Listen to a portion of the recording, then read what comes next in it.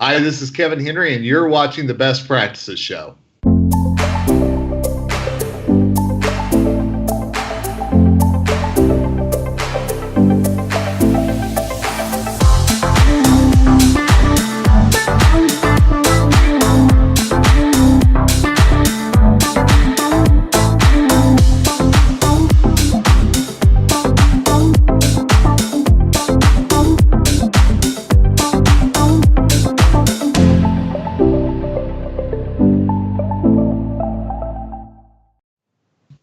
Hey guys, thank you for watching the Best Practices Show, where we take a look at the best business practices from the best dental practices all over the world. And I got a crazy special treat for you. One of our good friends, Kevin Henry from Ignite DA. You do not want to miss this. He is going to help us unleash the hidden power of one of the most important roles. They're all important, but this one is a key one, the dental assistant in the office. And so going to be some great, great stuff. So a couple show notes. We are shooting this live on Facebook. So as you're watching it, if you have questions, add them to the feed, and I'll dish them to Kevin right while we have him on, and we'll get him to answer them directly. Also, if you're watching the show later on, add the questions to the feed, and you'll see Kevin will go back to you, because we want you to get the most out of this while you're spending time with us. And again, I'm just so crazy grateful for all the shares, all the suggestions for shows. Up over 39,000 followers on Facebook, and over 150,000 of you have visited us on iTunes, and just all I can say is thank you. So my guest today, who's been a good friend of the ACT community, came to us a while back, and you and I have known each other for a while. You've had your hands in a lot of things, always influential. I see it almost every single meeting. You know, Dana's been on, you've been on, and Kevin, you're just a great resource in dentistry, one of the good guys out there. And I know a lot of people do know you. Like I just had Roy Shelburne, and he's like, oh, I love Kevin. Everybody loves Kevin, right? Now you were so gracious. You're at the ADOM meeting in San Antonio. You're breaking away just to share some time with us. And if somebody's watching this and they don't know who Kevin Henry is, give us a little perspective on who you are and what you do. Hey, and first of all, seriously, thank you for having me on. You know, I love hanging out with you. In fact, I think the last time I saw you was right here in San Antonio during the TDA meeting. So, you know, it's good to be back here again. Yeah. So my name's Kevin Henry. I served 13 years as the managing editor for Dental Economics, 3 years as the group editorial director for Dental Products Report. Been speaking to dental assistants around the country for the last decade, and decided a couple of years ago that was really my passion, was to reach dental assistants, to remind them of the important role that they play in practices and their patients' lives every day. So 2 years ago, formed Ignite DA with my good friend Dr. David Rice, who does Ignite DDS. And together, we're hoping to change the industry and bring dental assistants and dentists together in a way that they never have before. So that's kind of the mantra. And like I said, thrilled to be here and thrilled to talk dental assistants with you, my friend. Yeah, and this is a topic that's dear to both of our hearts, because I'm just going to say this: dental assistants don't often get the credibility, or sometimes the glory goes to the other roles in the practice at times. But they're all the roles are important. They all are, and the training and the context and the value that you guys have been providing to assistants, especially the ones in the ACT community, because you've been doing those trainings for us. It is amazing when the fire gets lit back there. So let's talk about, first of all, before we get into the how, I always love to talk about the why. Why is it so important to unleash the hidden power of a great dental assistant in your office? Well, and I think you hit it a minute ago, is that there's so many roles in the practice, and there's so many things that every person in the practice does to make that practice a better business and to make it a better resource for their patients. And I think that having a dental assistant who is really engaged, who knows that he or she plays a big role, to understand the role they play and where they really fit in. They're not the bottom rung of the ladder, the low man on the totem pole. They bring in significant revenue. They have significant patient trust.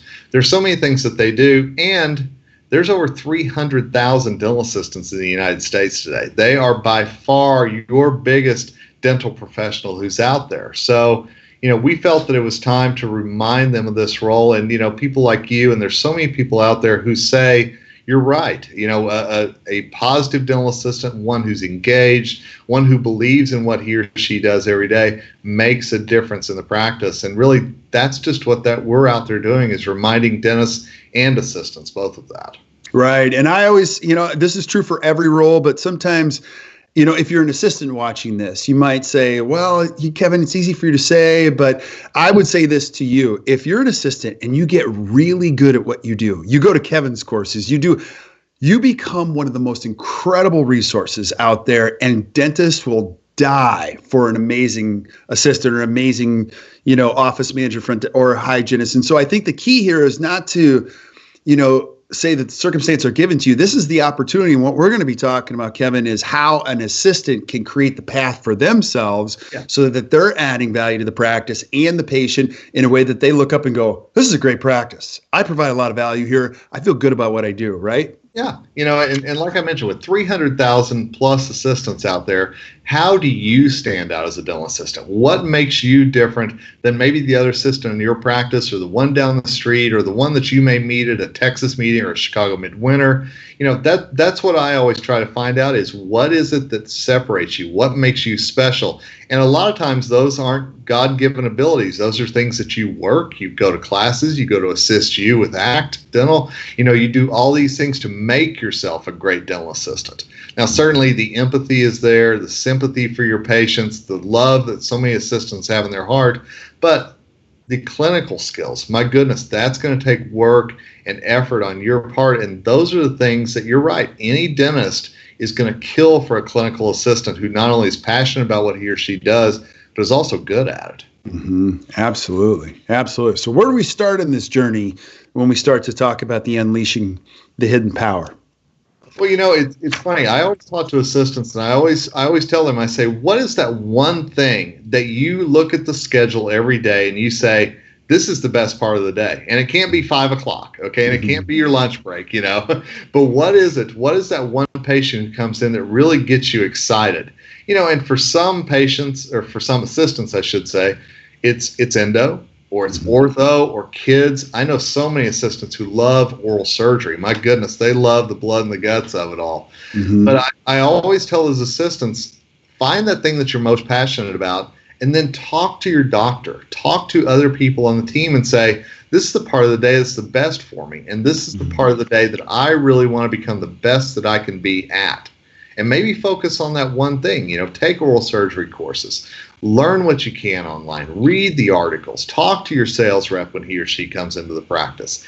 Find that one thing that you're passionate about. Become the best at that you can be. And then I think a lot of other things, when the tide rises, all boats rise. It's that thing. And I really think that they can be that whenever you find that one thing that you're passionate about and you start telling people why you're passionate about it. Yeah, absolutely. Because you can give more life to it. Also, too, one of the things, you got to make time to talk to the doctor. And that's a big challenge in itself, isn't it? For assistants?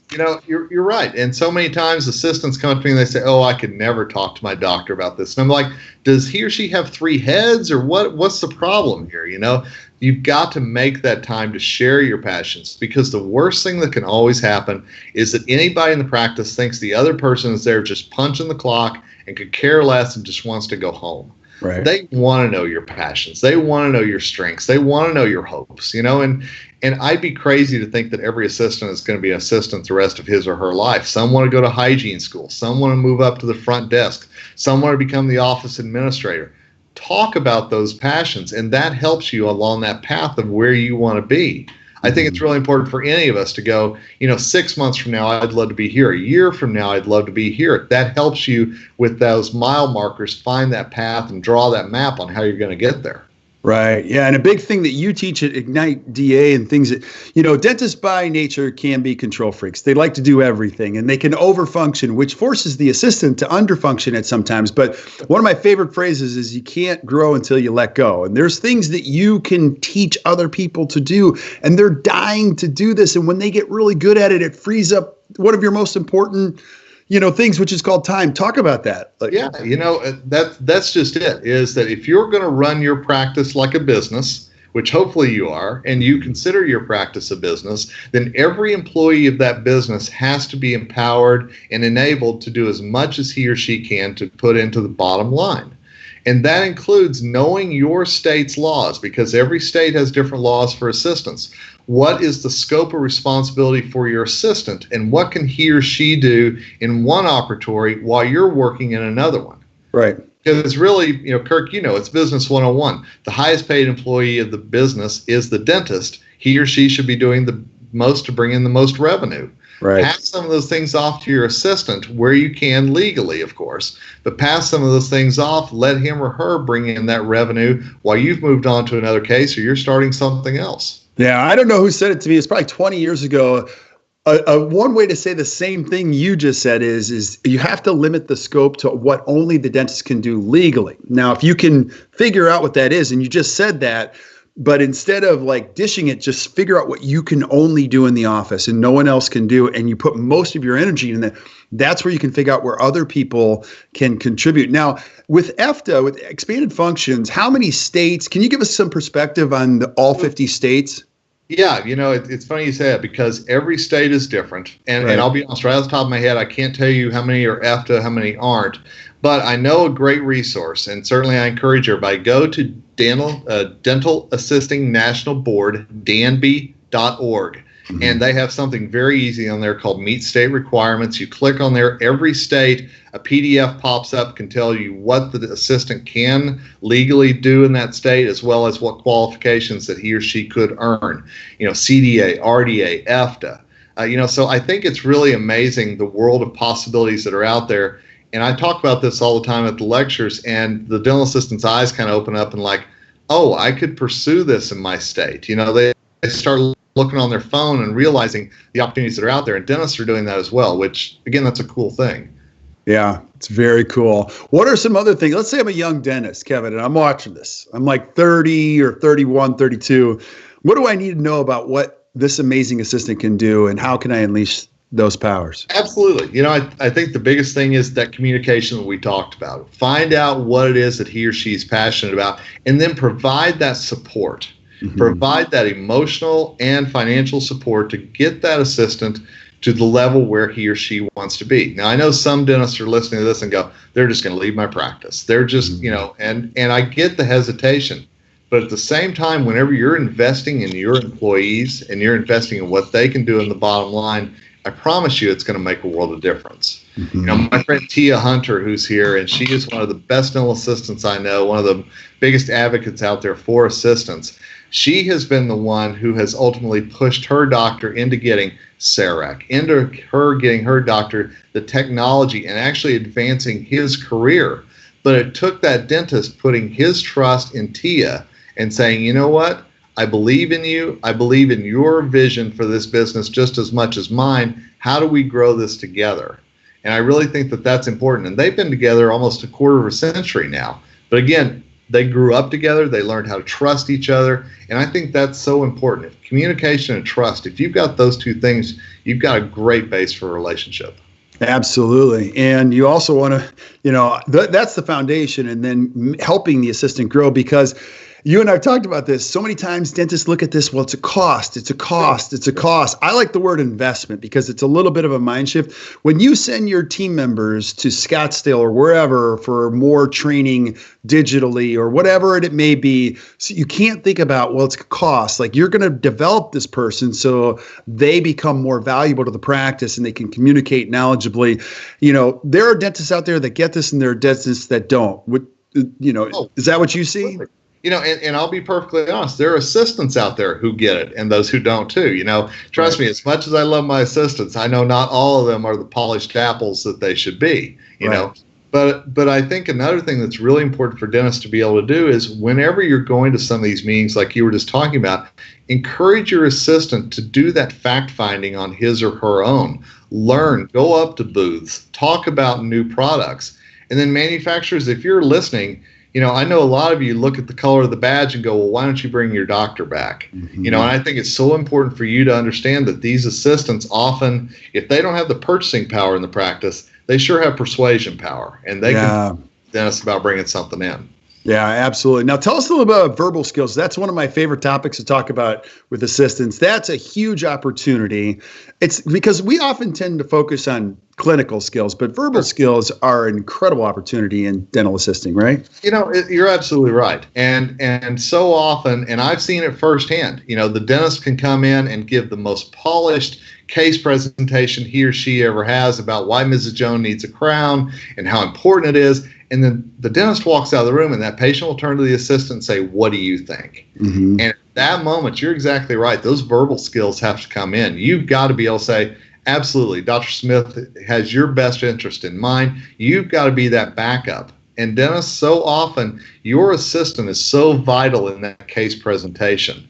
So yes, if the verbal skills aren't where they should be, that's training that needs to happen for your assistant, because a lot of times they can close so many cases for you and you may not even realize it. Yeah. To give us some, I always love to ask, I know one can never predict the future, but when you look at the future of dentistry with all that's happening in digital, all the things, where do you think dental assisting is going to go? Because I see it limitless. I mean, there's so many opportunities here. What do you think the future is going to look like? It's a really good question. I remember being at the IDS meeting in Cologne, Germany a couple of years ago, and it's like the Detroit Auto Show. You see things that are coming 5 or 10 years down the road. Yeah. And I remember GC America had crown and bridge material set aside specifically for 3D printing.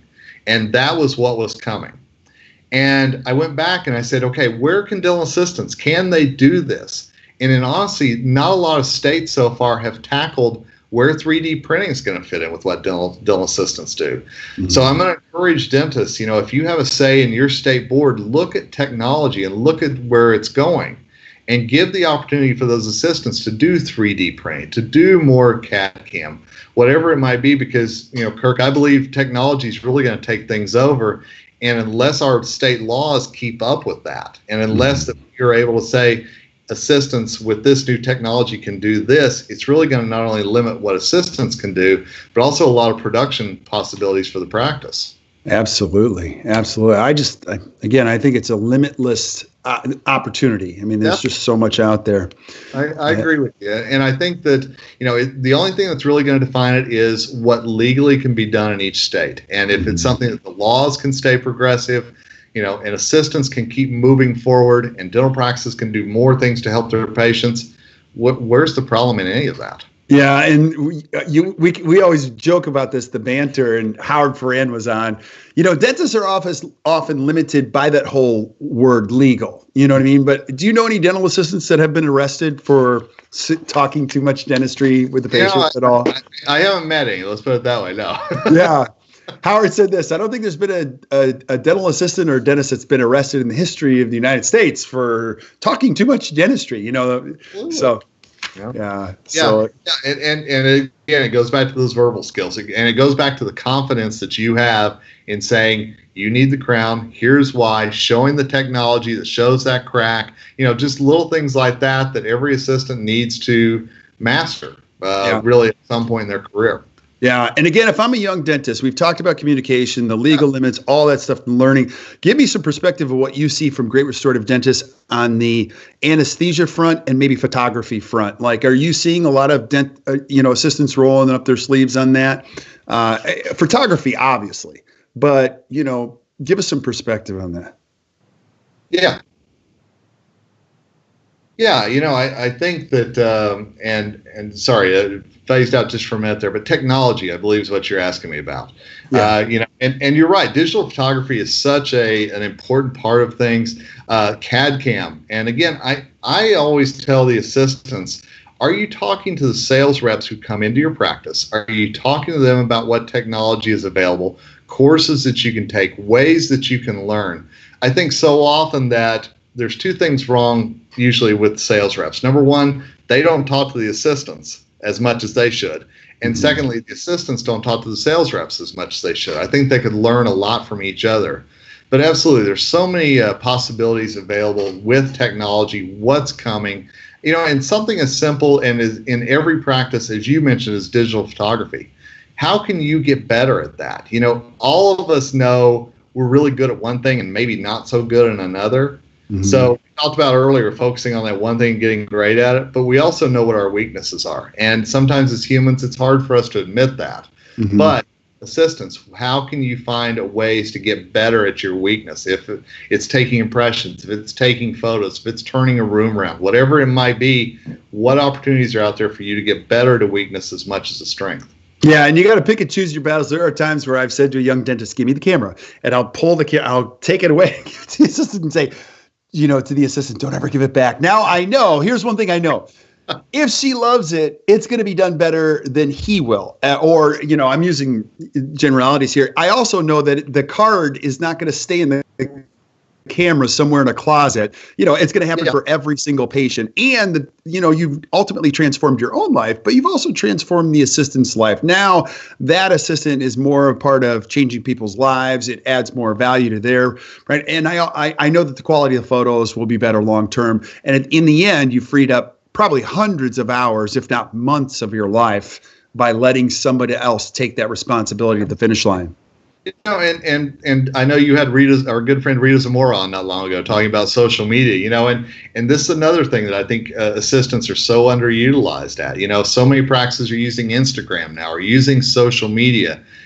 Obviously after you have those patient forms signed and release forms and everything else, how are your assistants taking those happy photos afterwards of your patients, and putting them up? Little things like that as well. Those are where assistants can make a huge difference. Yeah, it's awesome, buddy. Well, I'm so grateful. Now, I do want you to talk about Ignite, because it's tremendous what you guys are doing. You're doing events all over the country. You've regionalized these things. You guys started with IgniteDA.net and DDS, and it's been growing. I mean, everybody comes back from these things. They love them. Tell us about that. What is it? What do you do? And how does it work? Absolutely. We try to do an online community because we do road shows around the country where we bring dentists and assistants together, not only for empowerment, but also clinical learning and hands-on. But a lot of what we do is online because we know we're never going to reach every assistant who's out there. So there's on-demand webinars, completely free. Everything that we do at Ignite is completely free, thanks to a lot of our great sponsors who underwrite what we do. We encourage you, come on to IgniteDA.net. It's a place where you can learn, a place where you can connect with other assistants. And we really try to focus on not just clinical skills, but also we'll talk money. We're going to talk empowerment. We're going to talk getting along with each other, not wanting to pull your hair out at the end of the day. The life skills that you need to succeed in assisting as well. Awesome, buddy. Well, check it out. And so it's IgniteDA.net. You'll see Kevin on there and all the other things that they do. It's just an awesome, awesome resource. So, buddy, I'm just so grateful for you carving out some time to spend with us. Thank you. Well, and same goes. And again, thanks for letting me be part of the ACT community, because I'll tell you, you guys are doing amazing things. And I'm so happy to see lives being changed. So thanks for that. Hey, it's our pleasure. So stick around while we say goodbye to everybody else. So thank you guys for watching today. If you enjoyed today, which I hope you did, just do us a favor and hit the share button. Keep sending us suggestions for things that you want to see, not only from Kevin, but from other people, and we'll line them up. And until we see you next time, keep watching the Best Practices Show. You guys enjoy the rest of your day.